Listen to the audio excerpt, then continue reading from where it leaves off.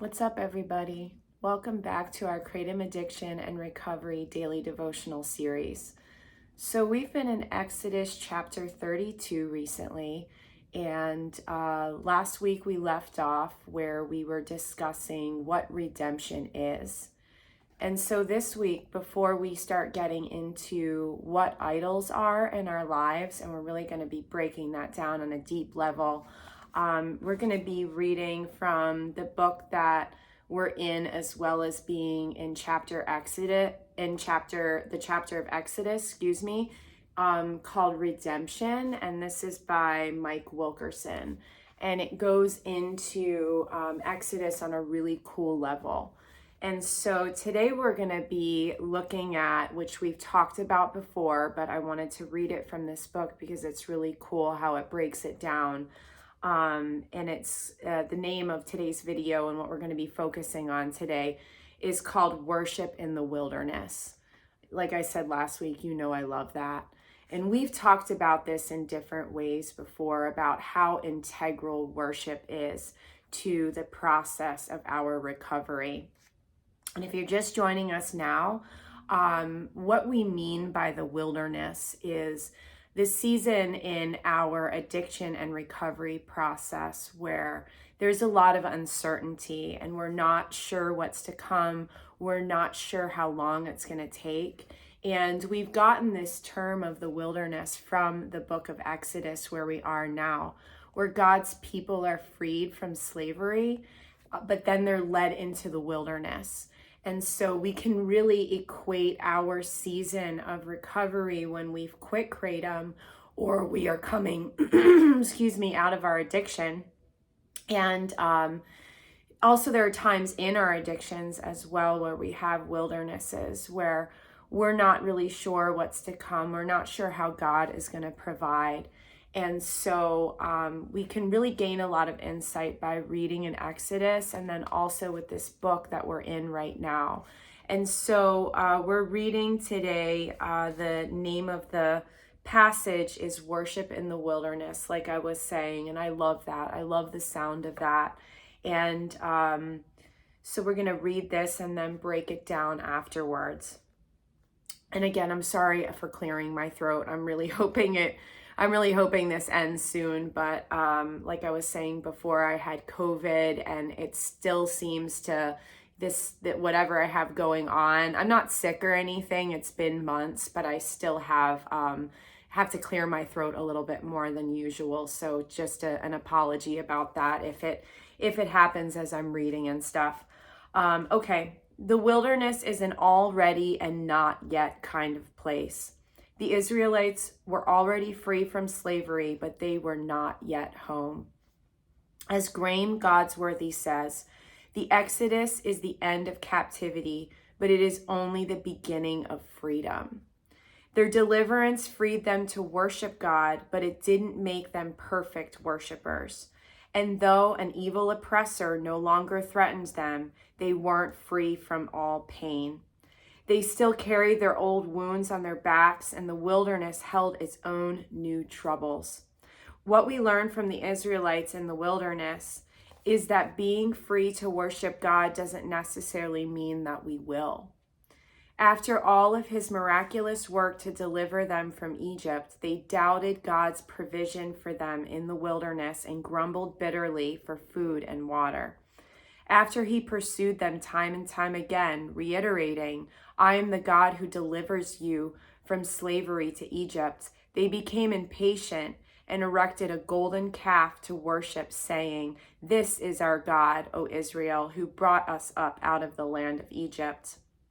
It could even be said that they resembled unruly young calves themselves, astray in the wilderness, rebelling against their master.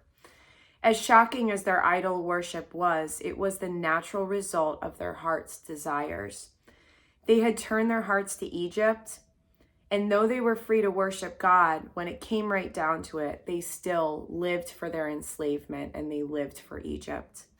And this brings us all the way back to the core of our problems, and therefore to the brink of the solution. We love the wrong things. It's all that we know oftentimes. So our worship is distorted. We have exchanged the worship of God for golden calves. The solution? Renewed worship. The Puritan preacher Thomas Chalmers, in his sermon, The Expulsive Power of a New Affection, said that desires for God and desires for sin cannot coexist in the same heart. They are two opposing affections. One will always push out the other. So he said the only way to dispossess the heart of an old affection is by the expulsive power of a new one. You can't just stop it, because the it is always more than the behavior.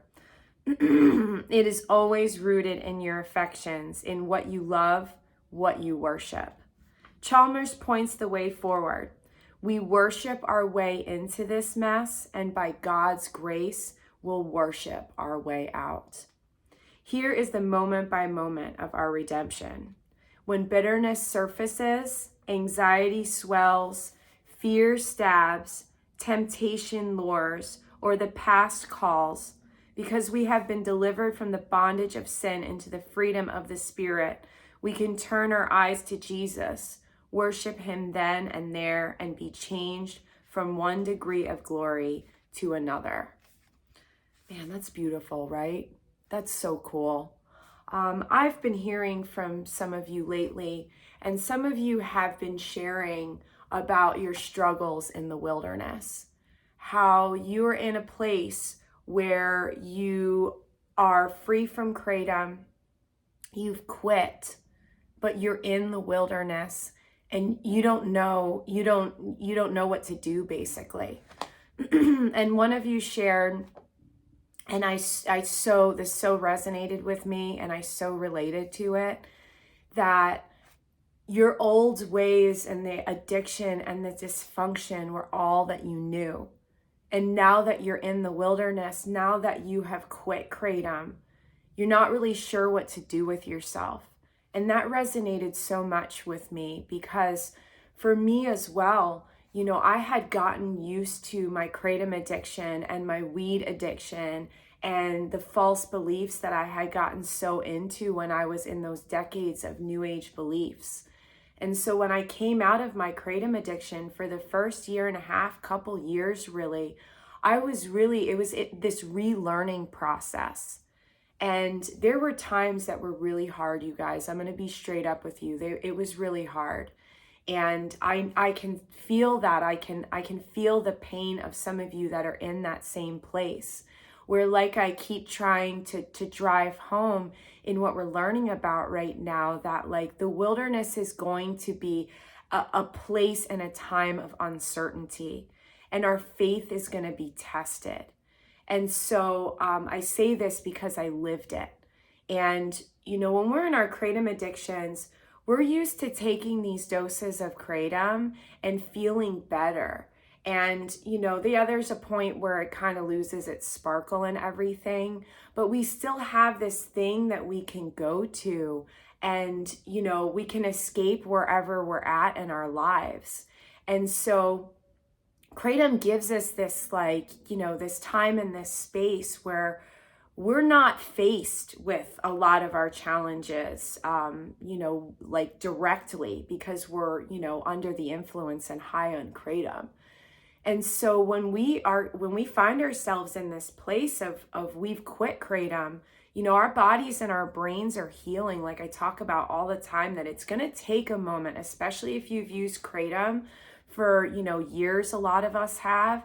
It's going to take a moment for your brain and your body to recalibrate and heal after your addiction. And so this creates a space that it's not a linear time frame where you quit kratom and then in 4 weeks you're going to feel better. It's going to take a long time.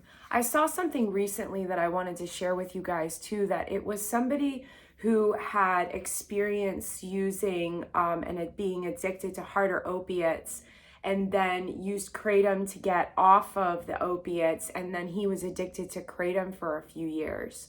And he had other quits with the harder opiates, and he related the two in this video that I was watching, where he was sharing his experience. And he said that, and this is his experience, all of us are different. It may be different for you than it is for this guy.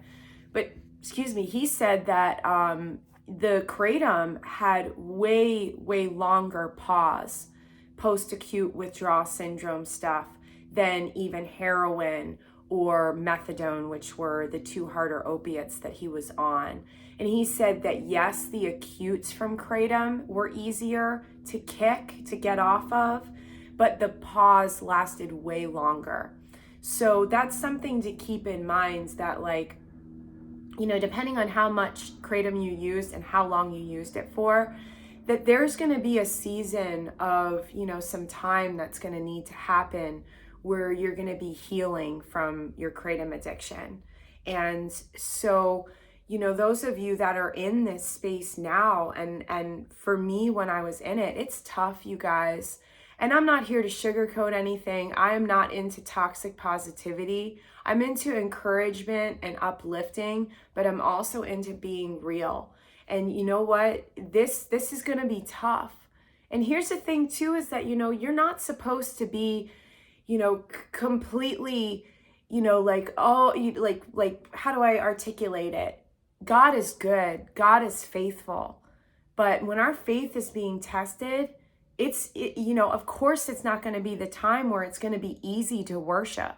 Of course it's not going to be the time to focus, you know, where it's going to be easy to focus on the good things and to focus on the good things about God. And I know it may just sound, I don't know the right way to describe it. Unrelatable probably is the right way to describe it. When you guys contact me or you share in the comments, I'm having a hard time. I'm in the wilderness right now. I'm having really horrible anhedonia. It's been going on for months and I don't know when it's going to lift. You know, I understand that it may seem unrelatable for me to say, you know, you have to surrender, you know, or I would recommend, I try not to like push anything on anybody. So, you know, if I do ever say that you have to do this, you have to do this, please know that it's with a good heart.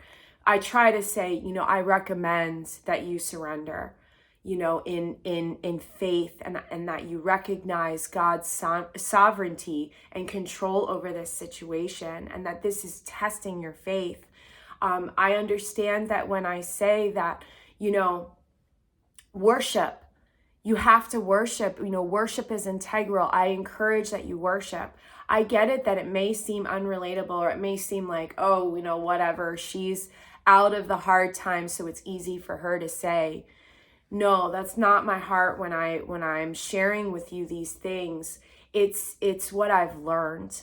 And as we, you know, tie it back into what our focus is today about worship in the wilderness, that like, you know, what this talks about is that when God's people are brought out of captivity and they're in the wilderness, that they're looking back on their captivity and going, you know what, at least we had food and water. And that's where you guys are at when you're contacting me and you're saying, you know what, all I know is my old ways. All I know are my addictions, and I don't know what to do right now. And this is to illustrate to us that, like, you know, the challenge is real, and what the antidote for this challenge, what the solution is to this place and this hardship and this challenge that you're in when you're in the wilderness, is worshiping God and putting your focus not on where you came from in that slavery, and glorifying it and saying, you know what, at least when I was on kratom, I had moments when I felt better, and I don't know how long I'm going to feel better now. And, you know, just like God's people in this passage that we're reading, we're focusing on that. You know, what we focus on is what we worship. You have to focus on something to worship it. So when you're focusing on kratom, when you're focusing on where you came from, it's in essence giving it your worship. So by focusing, by pulling that away and focusing on God, and it's going to be hard. I'm going to be straight up. It's going to be hard, but it starts in a very simple way, by just taking your focus And, as you're looking at where you came from and it being the only thing that you know, and the relief that kratom gives you, and taking it and just focusing on God. I shared with you that I visualize often being at the foot of the cross and literally like crawling through the grass on Calvary, on the hill on Calvary, and crawling up to the foot of the cross. And I imagine in the most vivid way seeing Jesus hanging on the cross.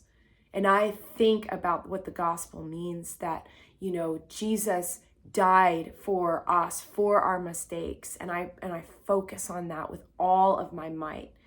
And so that's a recommendation of something that you can do, and that's something that when you're having a hard time, just focusing on good things a lot of times isn't possible.